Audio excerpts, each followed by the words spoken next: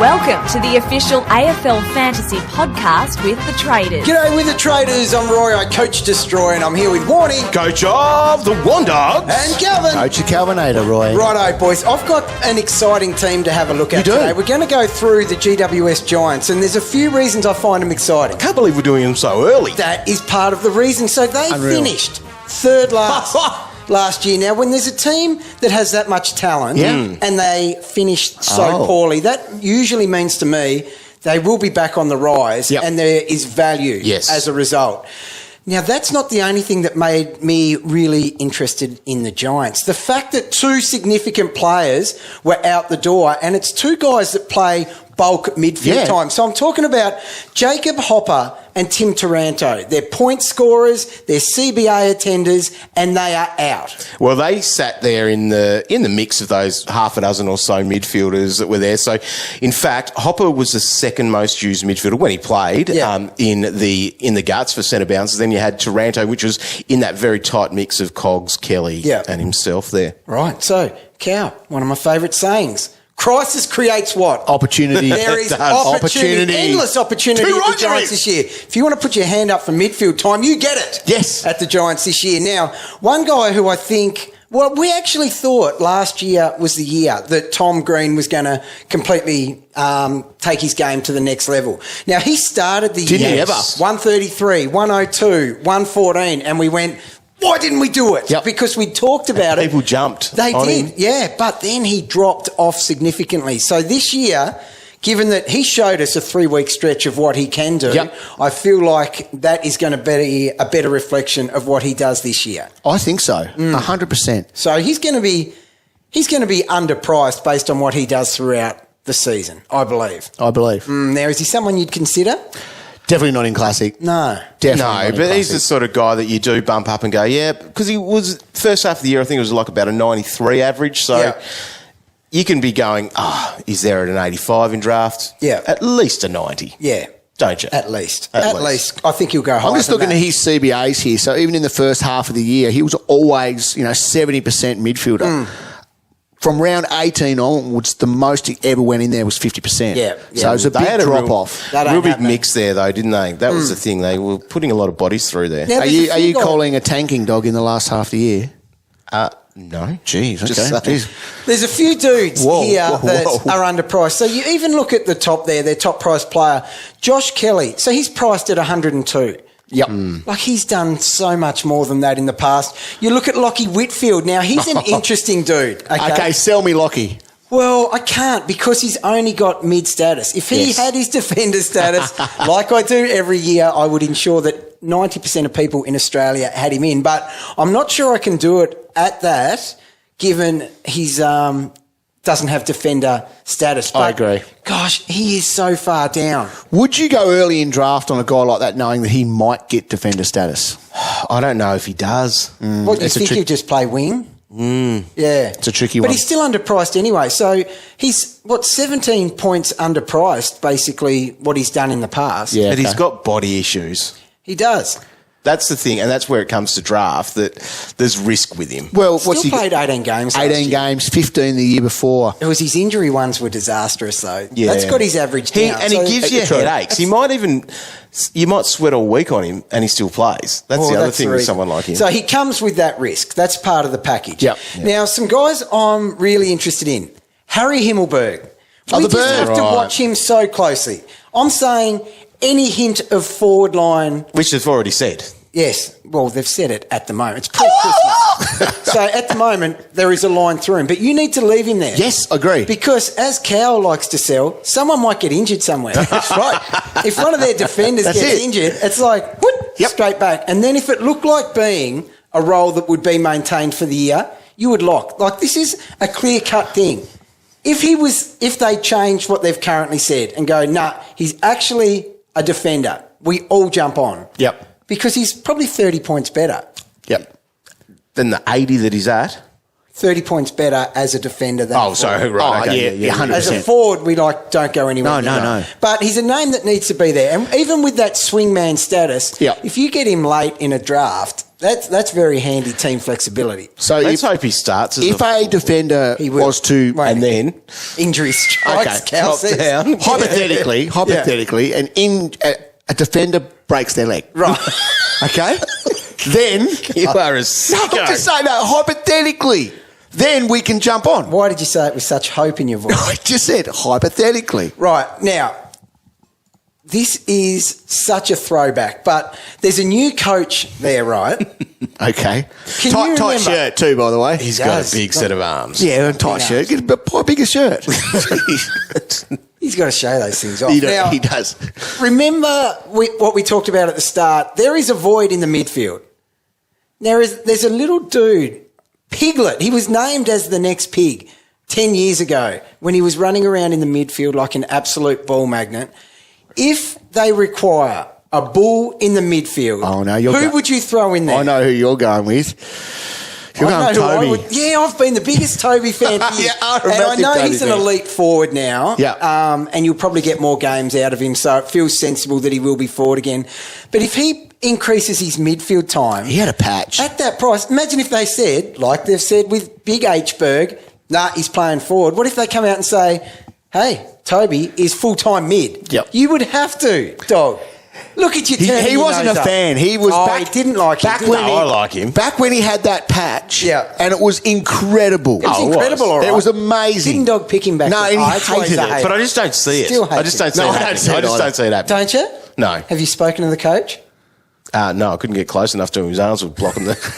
He'd throw you away. So, hey, he's someone I'm interested in. Hey, Okay, on the list. Based on that. Pre-season But list. Stephen Cornelio. Okay. He's the one. He is the one, all right. So The one. He had 2 horrible years. Yes. Coach hated him, kicked out of the team, injury issues. There was lots going on. Okay, now he showed last year that he's still capable Yes. of elite stretches. Okay, Yep. he did show that elite stretch. I think it was after about round 10. He went on a 6-week tear where he averaged just under 120, and that showed he's still got it when he's in that midfield role. Now they will need him in that midfield role. Yep. So with forward status, that's someone you would consider going, look, that's just a safe dude to pick in my forward line. Yeah. Are you considering? Well, Calvin made a big call just before. I think 21 games? I think he could be the number one forward. There you go. So you like that. And here is why. Yeah. You said it very nervously. This is not just something I just create. This isn't like a Lockie I thought. Lockie Ash breakout year call. Right? Oh, God. This is Where's he on the list? He could be the best out of all of them. right. Cornelio. Between rounds 3 to 9.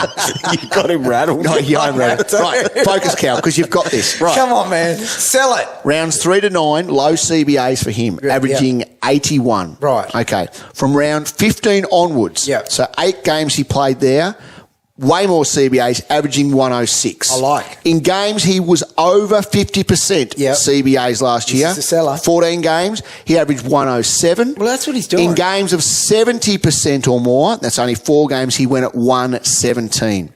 Here's the other one. You chuck him straight in there. Here's the other one. Why he could and will be. So you'd pick him over Taranto, the way you're talking. 100% I would. Right. Does he average more than Here we Taranto? go. Wow. Last year, Cornelio played in 6 games when Taranto didn't. Yep. Okay, you Got ready? this. Yes. He Yes. averaged 115. Holy hat. Put that in your pipe, dog. He's got his confidence back. Yeah, so you should. But started rattled, came home. He's better. Like a so he's steam train. he's 22.6 better Yeah. when Taranto doesn't play. Yeah, no, a lot of things you said there because the key words were no Taranto and CBA attendance. Increased CBAs. How will he not have a truckload of CBAs? Well, here we go. Do we think he's going to have over 50% CBAs? Yes, Well, surely. then, according to this, 14 games last year, he averaged 107. Yeah. He could be that number. Yeah, And I my like question is, can Dunkley be that? Well, of course he can. Of course But he can. He's at a team now with Neil and other guys who take points. Yeah, yeah. But then so do the Bulldogs. Taranto can be that too. Not at Richmond, I I don't think he can. If okay. he's mid, Not at Richmond. Now, this might be a good time the to best player at Richmond. That's true. bring this up. Obviously, new coach there in Kingsley, coming from Richmond. Does that change anything? How does that go? Like, are we reading too much into going, does he bring that system where they don't score very well? Yeah, I'm not concerned with I'm not any of that. concerned. Because their numbers were elite across the time. Like, if they bring... We talked about North Melbourne a few days ago saying they had 3 players over 78. These guys here, over 78, 1, 2, 3, 4, 5, 6, 7, 8, 9. Geez, house. Including it's a lot. 4 over 90. He's got different cattle. Like, there's a lot of talented, players here. If he brings the Richmond pressure and adds it to that talent, well, then we're just laughing, I think. I don't think you can strip the points off these guys. No, I don't think so either. They're scorers. Right, now, Roy, I've got a question for you. I've got one coming up as well. Yeah. Rucks. Yeah, that was my question. Well, Talk it's to be me very about it, because this time last year and then all through the season, you were the biggest fanboy. Yeah, I know. And I'll tell you why.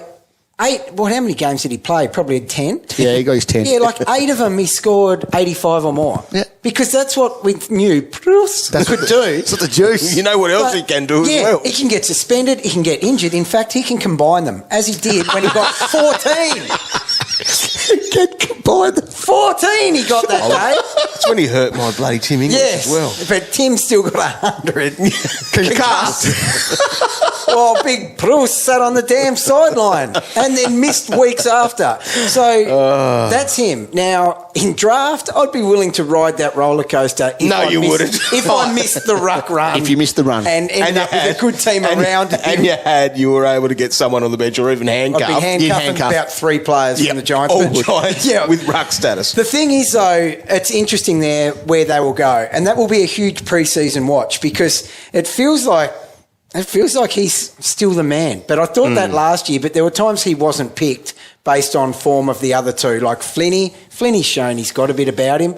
But I think Briggs isn't much of a concern, to be honest. No. As the number 1 ruck. I don't think so. But Flinny is. So, Dog, we don't buy him. We don't pay for him in Classic. We pick him up in a disastrous draft where we've missed anyone with any form of reliability. But yes, he is an interesting one. Now, a guy that I will sell to you is Darcy Jones. Right. So mid 260. He has runs on the board at Waffle Colt level. Now, I know when people see Colt level, said Colt. but if you can find the pill, you can find the pill. So averaged 104 from 26 touches, 4 marks, 5 tackles might have you interested. Too right, does.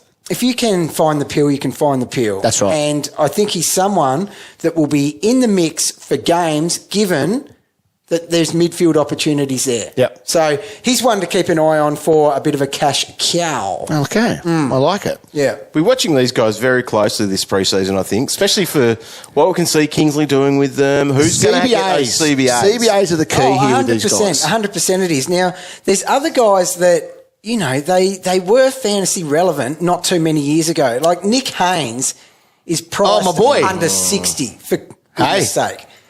He's better than that. He completely forgot to football last year. That's bumped up your rankings a bit. Perfect draft one. Yep. Oh, 100%. Like, if you're rounding out your back line in draft with Hainsey, you can feel like, damn, that dude's pushed 90. Yeah, of course you can. Now, just a quick one there before we do wrap this one up is Calvinator did want Lockie Ash to go at 95. He went 65. Yeah. That's unders.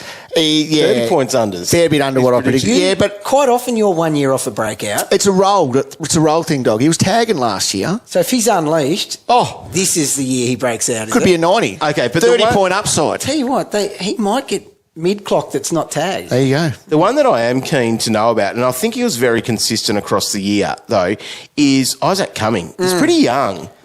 Like, is he going to basically be a top 6 defender for the next few years? You will lick is that your where lips he is? if you get him in draft. Yeah, because he's in the mix for that. Keeper league, those guys are laughing with him. I think he's a little bit expensive to start with in Classic. Yes. Unless you predicted him to go to that next level, get to 100, from his 90 to 100. He's shown he can do it. Yep. It's just the risk, I guess, at the moment. He always with not feels knowing. risky, but gosh, he's a good player. But who isn't risky these days, Roy? That is true, Cal. That is true. He was big because he was the big kick-in king there for them, and he would play on pretty much every time. All right, GWS, good one, Roy. Well done. Thanks, mate. Find all the content at afl.com.au/fantasy and make sure you are subscribing to our podcast, whether that's on Spotify, Apple Podcasts, or wherever you listen to podcasts. We've got new episodes dropping every couple of days as we preview each team for AFL Fantasy 2023.